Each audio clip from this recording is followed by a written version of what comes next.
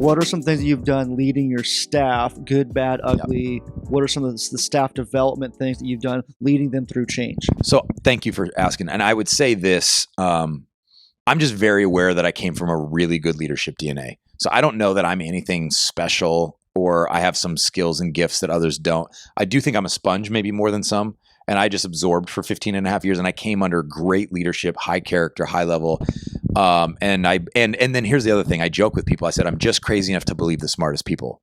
Peter Drucker, Jim Collins, Patrick Lencioni, Craig Rochelle, Andy Stanley, Carey Nieuwhof. I'm just crazy enough to believe that they know what they're saying. And so I actually implement it. So leading through change, probably my favorite leadership quote of all time, and one I probably hang my hat on is that when I think it was Peter Drucker that said, "Culture eats strategy for breakfast," and that's just my MO for leadership is culture and development, and I really believe that. I've seen churches and businesses focus on strategy, and it still stinks because it's the difference between Chick-fil-A and Burger King. Both have the same strategy. They have very different cultures. The strategy is fast food, affordable, but the culture at Chick-fil-A and the type of person that works at Chick-fil-A is very different than the culture and the type of person that works at Burger King.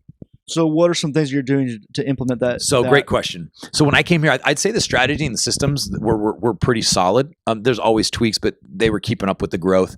I don't know that culture had been a focus. And so, dude, I went all in on culture. All in. So in fact, we had for the first year, every single week, I had my team come in and I would do 25 to 40 minutes of leadership teaching, culture, discipleship every single week with my team because they had to have my heart. There were just there was some toxicity in some areas. There was some lack of trust in some areas and rightfully so for some of those things. But I mean, I just went all in on culture and man, it was fun because I've always been convinced this is what to do, but I've never been in the position to do it. So I'm like, okay, I'm going to ride or die with this. This is either Israel, like these guys are right or they're not.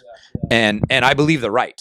And so it was everything I ever learned from Mike and Gary and Hook and Jeannie and Cadre and all the youth leader cohorts we were a part of and every catalyst I watched and every YouTube video I watched and every book I read. I'm like, let's just give it all to them. And so the biggest thing we really infused culture in the staff.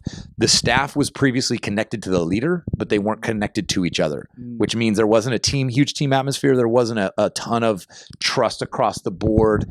And as a leadership guy, I had a blast doing it. Yeah. So that was big. We would do every single week leadership teachings, and then I would have pastoral meetings, and we'd have team meetings. We restructured our meeting structure 4 different times in the first year. Yeah.